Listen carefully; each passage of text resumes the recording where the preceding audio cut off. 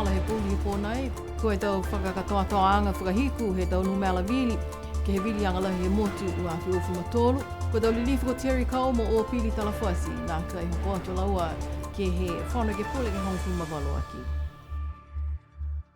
Whalawhalahi atu, ko au ko esta pavihi, hane he tolu tau walatala tutupu ke lata ia, mo puli he pōnai. Whakamua toko walu e ke pule fōu, ko amanaki ke omonua ai, ke he whana ke pule ke hongfu mawalo aki, toko anu i lau tolu ke tau whiwhine, ne vili e he tau tangata he motu, toko tolu a lau tolu ke he tau na whaamanga. Pihi ai e tau whakamolianga, kua maua mai he ofisa he tau wilianga he motu, ko moa whoki e tau whakakatoatoanga he tau numela vili, kua liu to tōkia he ofisa he tau wilianga la he māmehau hini awhi. Ko whai mga hofoki ke whakatutala ai mo takita ke tau wilianga ko Darren Tohovaka ke whakamama e whalo tau hikianga ke tau numela mai he totoanga whakamua he aho vili ke aho whaiume kwa male hanai e tau walatala ia. Wali se au tolung fulma walu tau tangata ne whakangahua halau tola tau wilianga he aho whaiume kwa male mai he wali se au whitung fulma hiva e tau pepa vili ne whakaonga ai. Ua fulma walu tau vili ne nā kai totou mai hong fulma tolu tau pepa vili ne mou po ke spoiled by voter or official a ia he whakaperitania. Mai he tau wilianga ia, a hane e tau ala halau tolu kua kautua ai ke tau na whua maanga.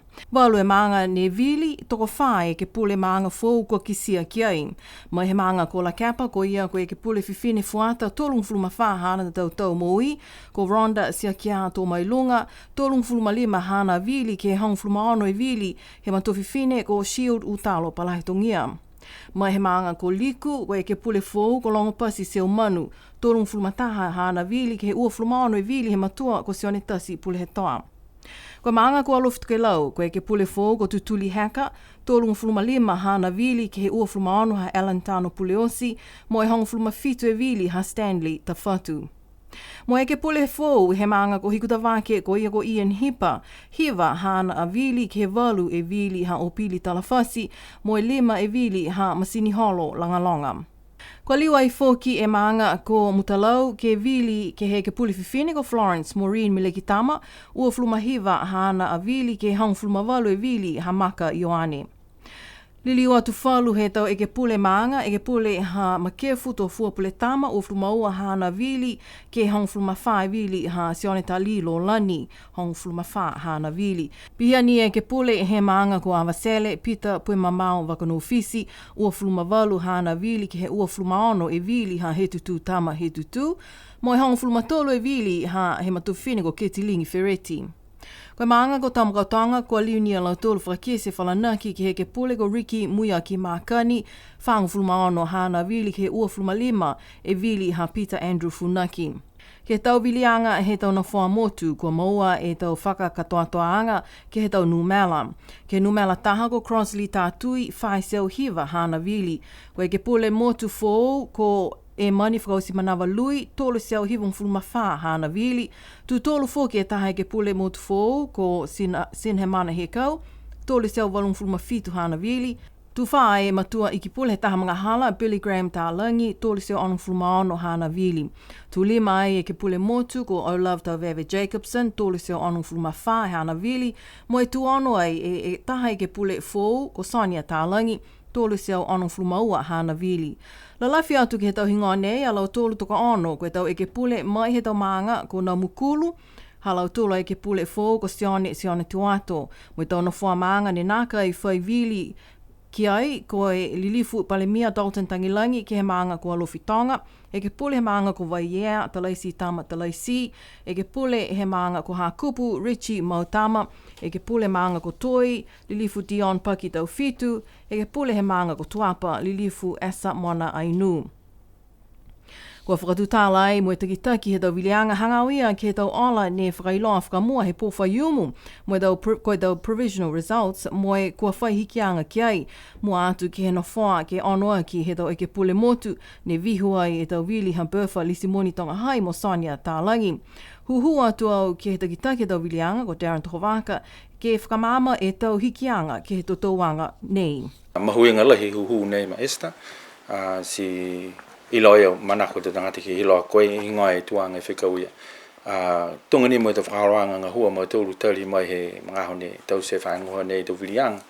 Koe hahai e mga mga fa mui ke liu ki to tuang he do viliang ko e do numela vili ko hako na kai si tungone ne fra ilo atu he po fa yumu ko e tuang fra mo na kai la fa frausianga ya to liu ki to fo si mai he kumianga mo tulu ni afi liu mo tulu to do vili e ko fa hiki to ai si mo atu ke he numela ono ya lisimoni tonga hai mo ia ko Sonia Talangi e kwa mai he nei ko mau e toi ve veheanga ke ia ni kwa tu ono po ko mau e do vilianga e tonu mala vili ke mau e tangate ke ono aki si ko vehe ke he toi a ia ko lisimoni tonga hai ke patu ke fitu aki e mai he to wanga ia na kai ko e mena fo nei ko fa ki sia foki te ki to vilianga fa fai kianga ka mga ka liu to ko pe he nei ko na kai hako e to vili ni ko to ke mga ne to fra mo si na kai fe mena ko ke he mai he to vilianga ko to mena ko fa tu pu foki si mai ke mo to ke liu to ke mo e no mela ko hako Whai vili toka ua ala ua nei, ko Talangi mo lisimoni tonga hai ne mo kulu mai he tau numela he pō whaiumu. Whai vili ha berwha lisimoni tonga hai ne tō hifo, ua e hana vili ne nākai talia po e nākai tutou mai he maanga ko mutalau, taha he maanga ko hikutawake mo e taha mai he maanga ko tuapa. Ua e vili ha Sonia Talangi ne nākai tutou, taha mai he maanga ko mutalau, mo e taha mai he maanga ko tuapa. Mai ke uke whailoa. E te puhala ni ko whakataka mai he mata whutufong. Ke la te moia ko Richmond Bertha lisimoni tonga hai. Hahai e tonu hia hana ke tuku mai e tohi ole ke he iki whakawhiri lahi, he whakawhirianga lahi ha Niue. Ke mai ke liu toto e tau vili ne kua mauai ke hana he ngoa, ke au whaiumu. Si mai ke fōke ia ke kotofe tatangata, ne whaingoa whakapapālangi ko scrutineer, ko tangata kiskisi atu ke tau whakahoroanga, ke mga hoia. Si kai ke kua mana koe ke tau se e whakatokanga ia, ko e kaupā mai he tōru e aho, mai he aho i niafi. Ke mai ke tuku mai e tohi ole ia, si hahai ai e hangai letisitala, ke mai ke whakangahua e tohi ole ia, kai ke kua mana koe ke pihia. Ke he mga hoa whiawhiao nei, kua whakamōli mai e Darren Tohawaka, kua hokoange e tohi ole ha Bertha lisimoni tonga hai, ke whakawhilianga lahi, ke liu totou e hana tau ola, ke tau maanga ko mutalau, hikutawake, mo tuapa. Mai he tau wilianga he aho whaiumu toka ua e tau e ke pule, ne kua lewa halaua a tau ngahua, ki loto he whanu ke pule, ko e la lawhia tu halaua tau ngahua, a toko ua tata ke he whitungu fulu tautau, ko lilifu o Terry Coe, tolungu fulu e tautau ke katowhanga ko e ke pule motu, mo e tolungu fulu maono e tautau he nofo e lilifu ko o pili talawhasi, ke he katowhanga ko e ke pule he manga ko hikutawaki. Kamata e katowhanga he lilifu ko Terry Coe, ke he whanu ke pule he tau tahe awhi hiwi seo hiwang fulu matolu, ko e ke pule motu, mo e whiwhilia e ia he tau ia, ke eke mo iki pule, he whanu ki pule he palemia ha Frank Fosi Manawa Lui, a to hoko e ke he tau tahe awhi hiwi seo hiwang fulu mahiwa. Ko Terry Coe, ko iki pule he tupe he taha mga hala, mo iki pule fōki whahenga hopa piliki mo e telecom. Ko e tau wilianga he aho whaiumu, ko nā kai kau tū a ia ke liu atu ai ke eke koe taha he tau eke pule motu, tū numela walu a ia. Ko eke pule he maanga ko hikutawake, lilifu ko o pili talawhasi ka mata hana moi ko tofa ko eke pule he maanga, he tau tahe awhi hiwasia o hiwungu fulu, ko ia ni taha he tau eke pule ko ngahua mo e toko fitu e tau palemia, tali mai he kamata ai e whakatuwhono pule whakamotu, he tau tahe awhi hiwasia o fitungu fulu mawha. Tolungu fulu maono e tau ni ngahua ia ke kotowhanga ko eke pule ha hikutawake. Ka koe tau wilianga he aho whaiumu, toko tolu alau tolu ne totoko ke he no whoa he maanga ko hikutawake, kau tuai a Ian Hipa. Pese ni he milino mo e mawhala i tau wilianga ki hao whaiumu kwa mole, kai kisia ke tau numela ke tau whakakatoatoanga mai he takitaki he tau wilianga. Ko e tau wili he tau na wha motu, toko hongfulu matolu alau tolu ne whaihikianga ke he tau ala alau tolu, toko wha alau tolu ne hiki e tau tuanga. Vese ai e tau hokotaki ko a whamoli mai, mo kisia koe lau lahi e tau hikianga ke tau numela kisia ai ke tau maanga ko tuapa, hikutawake, mutalau, la kepa, mo makefu. Hanei do wala tala iau. Mai he tau whakakatoatoanga ki tau numela vili ni maua he ahongo fua ahotahi a me. Koe lau lahi he tau vili kua mokulu hifo mai he totoanga whakamua he pō whaiumu. Walu e hikianga kia lau tōlu tau tangata vili ia mai he tau vili he tau maanga ko tuapa. Lau ia ai a lau tōlu nei, taha e vili ne utakehe mai he hingoa ha whāpoi a kesi, taha ha e mani whakausi manawa lui, taha ha sina he mana he kau, taha ha berfa lisimoni tonga hai, ua ha fisa pihingia, taha ha Billy tālangi, mo taha ha Sonia tālangi, taha foki ha Crosley tātui, ne utakehe mai he tau vili he maanga ko tuapa. Ono e hikianga ke tau numela mai he tau vili he maanga ko hikutawake, ta ki taha e vili ha Terry Coe, taha e vili ha e mani whakausi manawa lui, taha e vili ha tongia sione holo ne utakehe mai he tau vili ne totou ke he pō whaiumu, ua e vili ha sina he mana he kau, mai ua foki e vili ha fisa pihingia ne utakehe mai he tau vili he maanga ko hikutawake. Whā e hikianga ke he tau numela vili mai he maanga ko mutalau. Ua e vili ha berfa lisimoni tonga hai ne utakehe mai, mo e takitaha e tau vili ha Sonia tālangi e mani whakausi manawa lui, mo Terry Coe ne utakehe mai he tau vili he maanga ko mutalau. Taha e hikianga lahi mai he maanga ko makefu, ko e lalafi atu ki he tau vili hongo fulu e tau vili ne ko lalafi atu ki tau vili ha Julie tālangi funaki.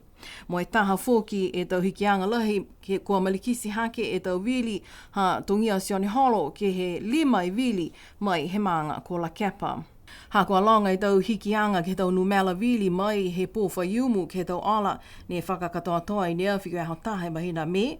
Kua huhua tuai ke takitaki e tau vilianga, kua lata ka ke liu 5 kākoanga ma lau tolu e tau tangata ne takitaki ke tau whale vili he tau ngaho vili.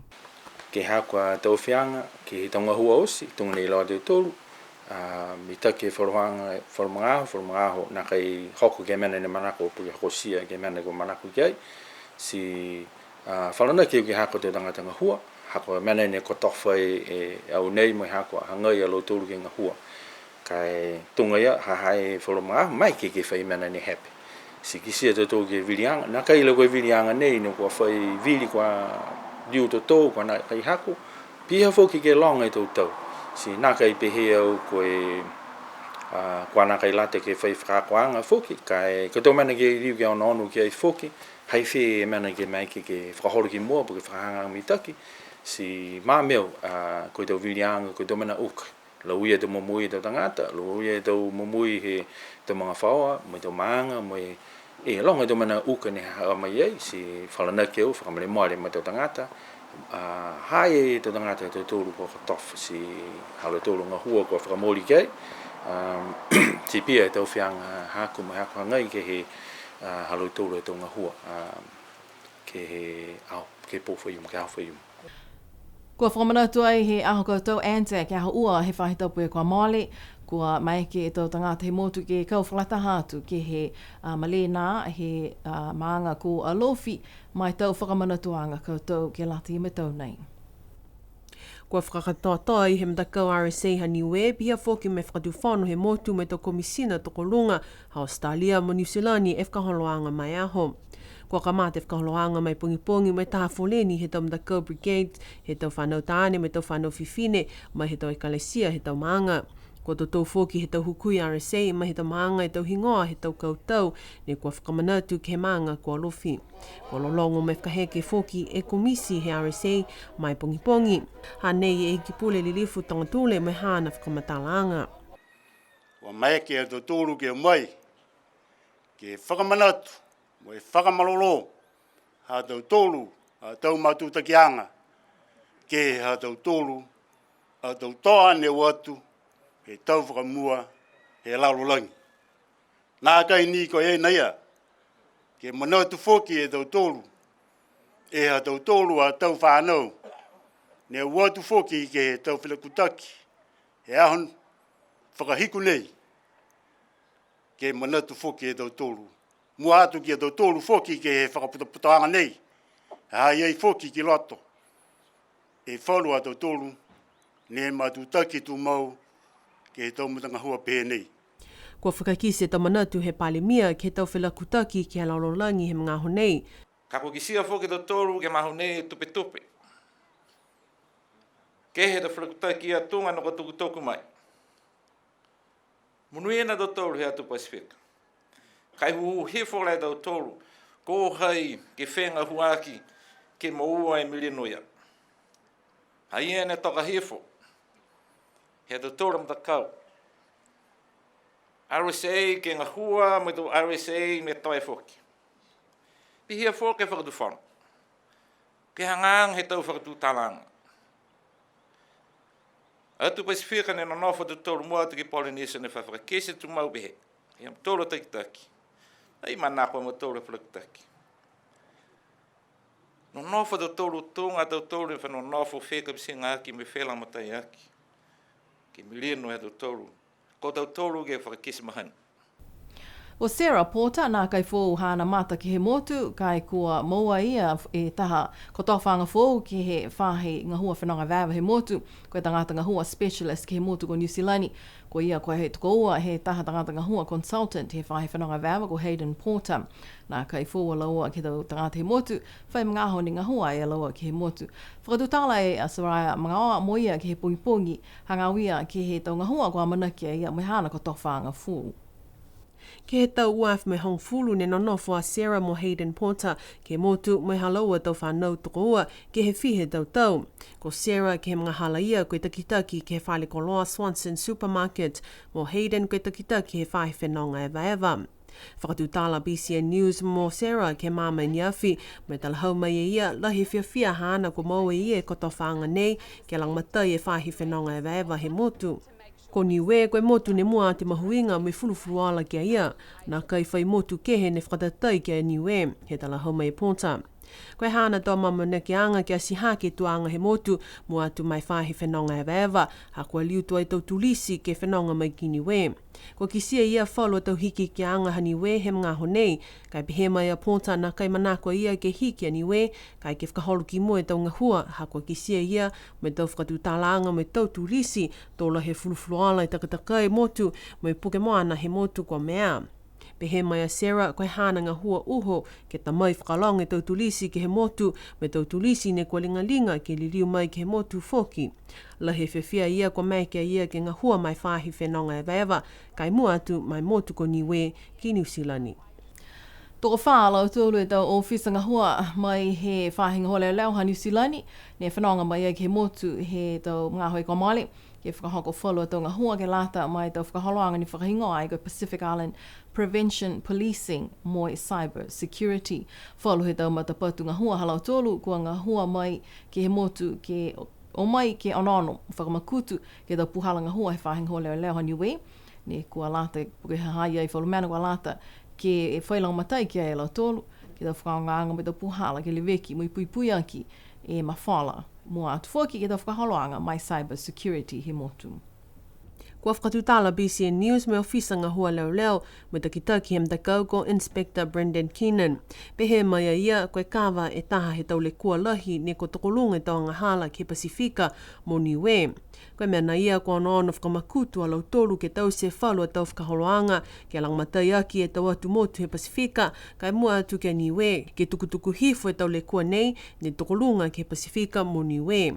Pehe mai e ofisa ngā hua mai tau whakaholoanga Cyber Security e Noka Whitirika ke BCN News, ha kua malikisi e tau angahala Cyber Crime ke Pasifika, kua lata ke malikisi ha ke fōke tau puhala ke whakahangahanga mitaki mai whakamaloloa ki e tau whakaholoanga pui mo le veki whakailoanga ke tau teke nolo he motu. Tahani e whahi tapu halau tolu nena nofo mai ki Niue. Kua kisia ke mahina e hapilira e kua mole, e hoko mai e taha la kau hila fōu koe tau sawmill ia, whai mga aho e nā kai whai koloa penei e motu. Siko ia ne kua ngā hua whakalahi ke ta mai e masini nei ke motu kua Anton ne mai ia. Mai ke BCN News ke whakatutala mo Anton he whahi tapu e kua mole.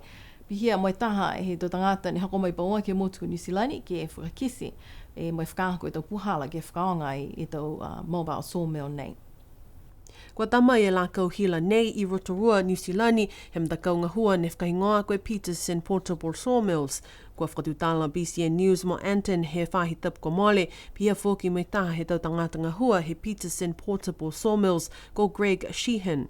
Ne whenanga mai a Greg me hana toko ua ke tause me whakakise, whalo tau whakakuanga ke tau puhala ke whakaonga e masini hele a kau nei.